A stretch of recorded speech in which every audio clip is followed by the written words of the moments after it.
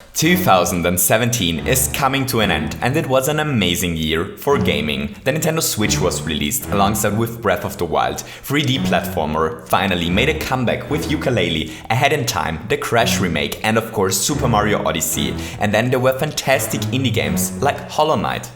And that's just scratching the surface of what was going on in gaming in 2017. A really wonderful year for gamers. But the year is coming to an end now, and because of this, it is time to hold our annual Idea of the Year election.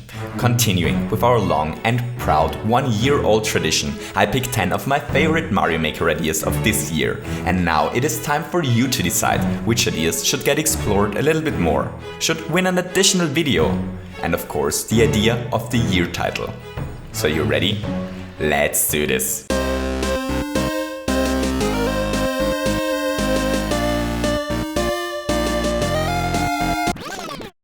Okay, so the first idea that is nominated for the Idea of the Year award is the first one in the video about counters. This idea is representative for all the crazy shenanigans that are possible because of counters. Let's take a look back at it. Our plumber finds himself in a hub room with 4 different exit pipes. Each one of these pipes leads to a small minigame. The whole hub room is set up in such a way that a power block is triggered once Mario survived 2 different minigames. So our plumber has to choose and to survive 2 out of the 4 mini challenges, which are hidden on the other sides of these pipes. The first challenge is a small minigame where Mario has to hit his head against 3 question blocks without jumping into the deadly saw blades. Once all 3 question blocks feel triggered, a path for the Koopa at the top is created and a power block gets triggered. We are able to convert the position of the Koopa into a triggered power block because of this small Koopa bullet bill shellmet contraption. Once Mario leaves the first mini challenge, he finds himself in the hub room again. Now he needs to survive 1 more of the 4 minigames in order for the counter to reach the end. This time he took the minigame to his right. In this challenge our plumber has to avoid ouching cannonballs, which cannons shoot towards him. At the top is a shellmet timer, which expires after about 12 seconds of cannonball dodging. Once this power block was triggered, the exit opens up and Mario enters the hub area once again. But this time the counter reached 0 and the exit path is open. Hooray! Counters are really useful and there is definitely still a lot of unexplored potential here, but I'm not sure if this idea was cinematic enough in order to win this year's title. Well, the next idea I want to take a look back at is definitely cinematic enough. It's my favorite design from the Bowser Jr. boss encounter video. So there is only one last boss fight left for Mario to survive and he is done for this week. But Bowser Jr. learned from his previous encounters with Mario. He analyzed why he was defeated over and over again and came to a conclusion. His weakness is his head. If Bowser Jr. made somehow sure that Mario isn't able to hit his head, Bowser Jr. would probably become invincible. And so Bowser Jr. planned and planned until he came up with an answer to his problem. All that he needs to do is to enclose himself inside a wall, and Mario can jump on top of him. Wow, Mario can't hurt Bowser Jr. here. All that he can do is to wall jump towards him. But this can't hit him. But wait a moment, did this wall jump just activate a shellmet? Is this a boss fight where wall jumps are attacks? It looks as if Mario needs to wall jump 5 times towards Bowser Jr. in order to defeat him. But there is another wall jump wall to his left. What happens if he jumps towards this area? He's rewarded with a Yum Yum Mushroom, so it looks like Bowser Jr. built a fair boss fight once again. Why? Bowser Jr. found a way to be sure to defeat Mario once and for all, but he decided to build a fair fight once again. We can only guess why he decided to do so. Maybe he secretly likes Mario. Maybe he realized that he isn't able to upload this level if there is no way for Mario to win, or maybe he just made a mistake by accident. We don't know. But what we do know is that Mario manages to win even this fight.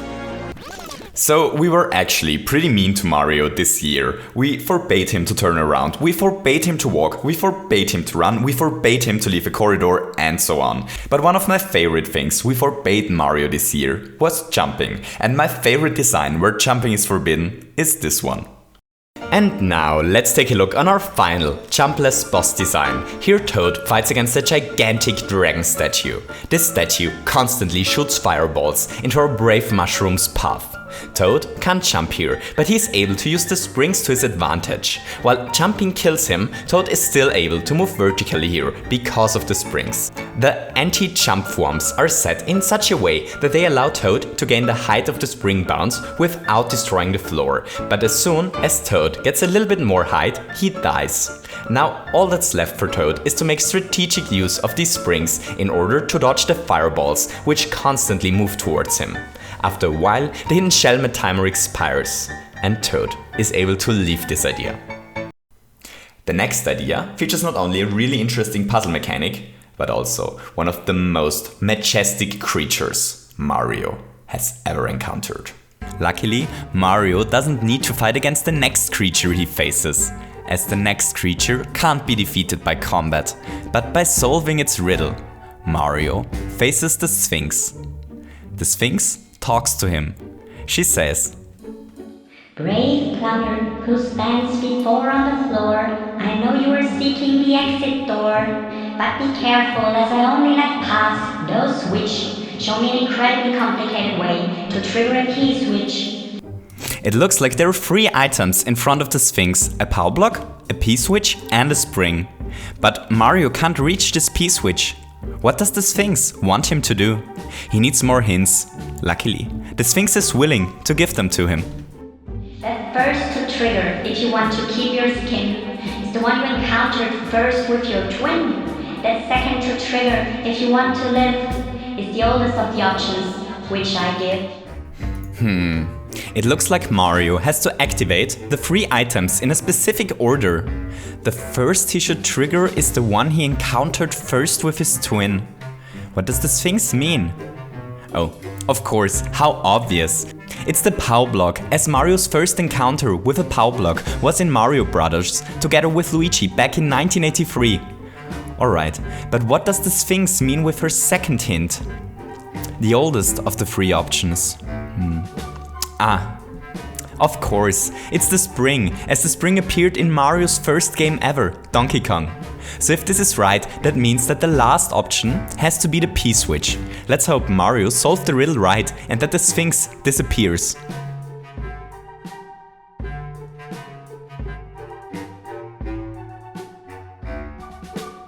Wow, how cinematic. Looks like Mario nailed it.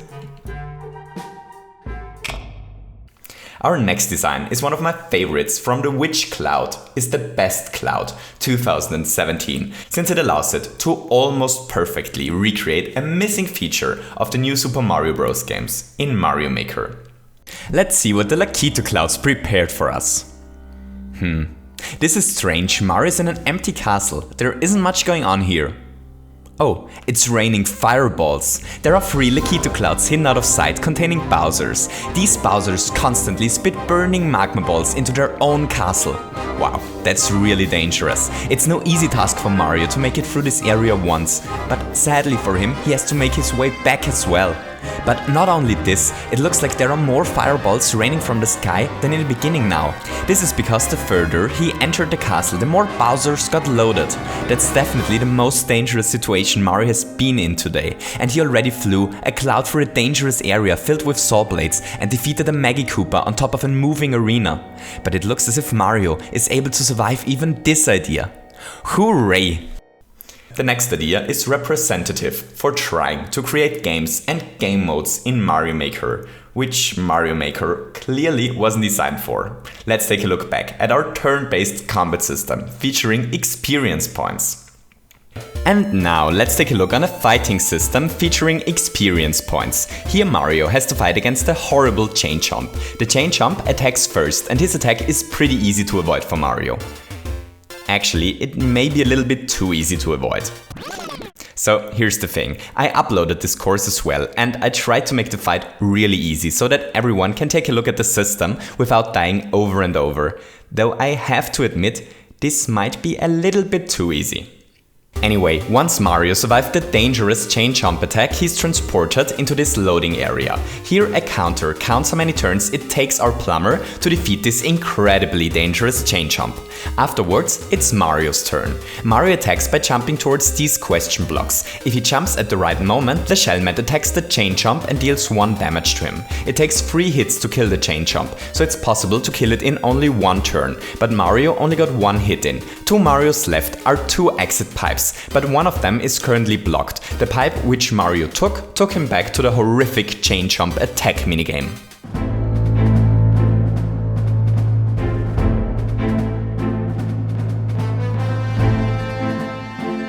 After surviving this really dangerous attack, Mario enters the counting screen once again, before he is able to attack the chain chomp. Now, Mario gets the last 2 hits in, which kills the chain chomp, triggers a power block and opens up the other exit pipe. Now it's time for Mario to get his reward. This time he ends up on the other side of the counting screen. Okay, so there are 3 keys. Keys are the currency in this level, but sadly for Mario he's only able to collect 2 of them, as one of the keys is blocked by a muncher. This is because it took Mario 2 turns to defeat the dangerous chain chomp. If Mario defeated the creature in only 1 turn, he would have been rewarded with all 3 keys, but if it took him even more turns, he would only be rewarded with a single key.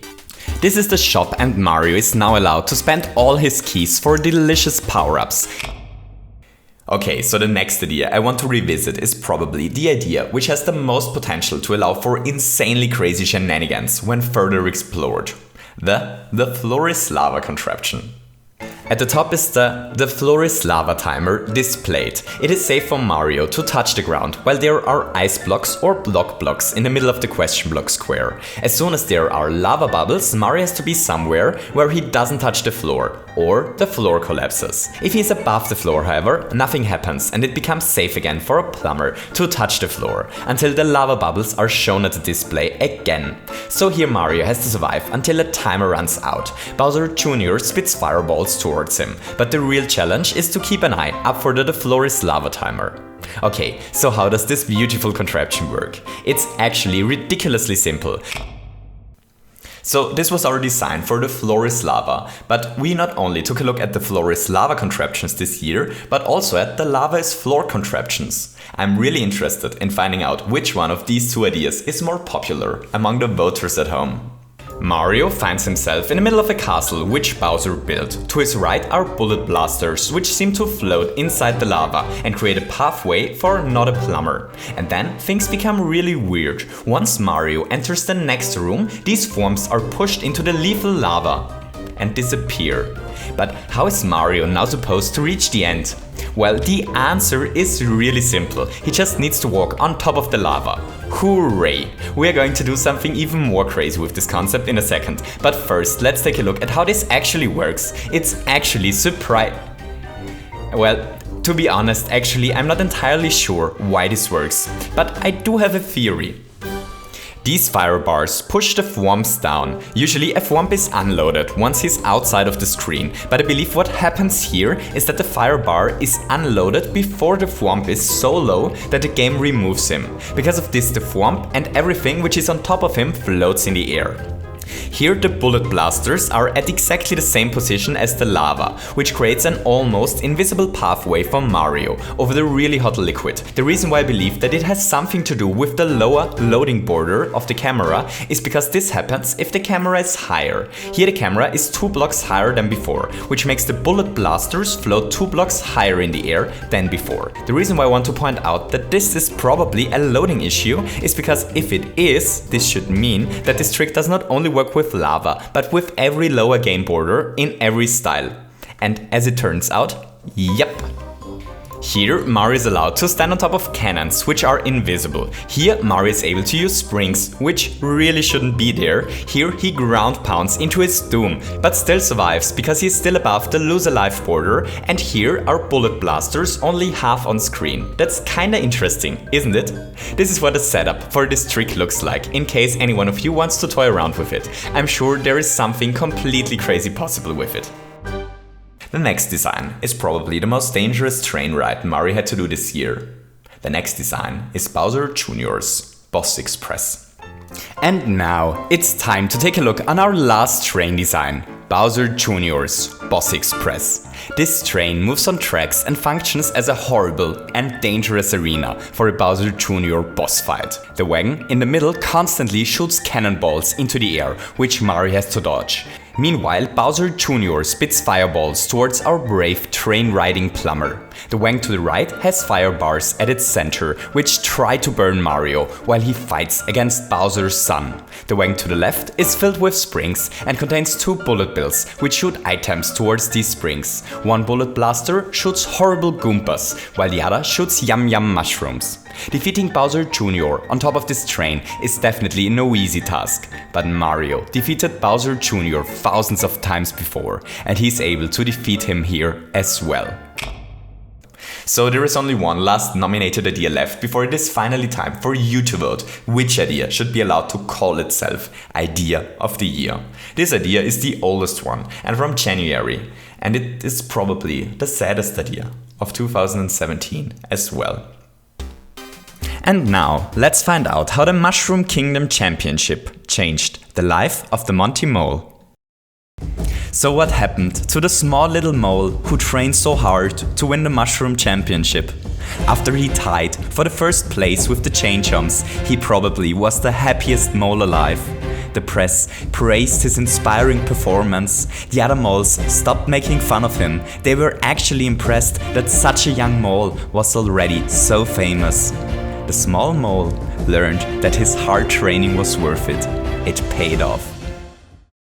But this realization cursed him. Driven by his desire to replicate his great success, he went back to the only thing he knew. He went back into his training room. Day and night, he stood there, lifting munchers and bullet blasters at first, then thwomps and even whole cannons. Soon, he was able to carry 10 items on his shoulder. Then 11. As our small mole grew up, he became the strongest mole in the universe. But no one was taking him serious anymore. The press started to make fun about him, the other moles went back to their old behavior towards him, and everything collapsed. The stronger he became, the less the people liked him, and the less the people liked him, the more he trained. Today, he's an abnormity of a mole, able to carry an entire Mario stage on his shoulders, but unsatisfied. While the small mole's fate isn't pleasant, it's still possible to create really cool Mario Maker stages with his help. Here the powerful mole carries tons of bullet blasters on his back. This gives our plumber a huge platform which he can use to beat this little stage. Wherever Mario goes, the powerful mole follows him, creating a chasing platform. While it appears as if Mario does most of the work in this level, the really hard part is done by our mole. While the mole carries 100 times his own weight on his shoulders, Mario only needs to dodge some sharp saw blades. So, those are the 10 Idea of the Year nominees. And now, ladies and gentlemen, it is time for you to vote. The link to the voting straw poll is currently on screen. You can find the link in the description as well. Remember that the 3 ideas with the most votes will get an additional video exploring the idea behind the idea a little bit more. If you want to see more counter shenanigans, your hashtag is #1. If you want to vote for the Walljump boss encounter, #2 is the hashtag of your choice, #3 for the Toad Don't Jump boss fight, and #4 for the Sphinx. #5 if you love the raining fireballs, and #6 if you want to see more turn-based combat concepts. #7 for the floor is lava, and #8 for the lava is floor. If your favorite idea is the Bowser Jr. boss encounter on top of the train, your hashtag is #9 and #10 for moles and moving stages. Don't forget, each toad has only 1 vote. And that's it for 2017. The next video will take a little bit longer than usual and will probably be the first revisiting of the winning ideas if everything goes as planned. I hope that you have a wonderful 2018 and to see you soon. Goodbye!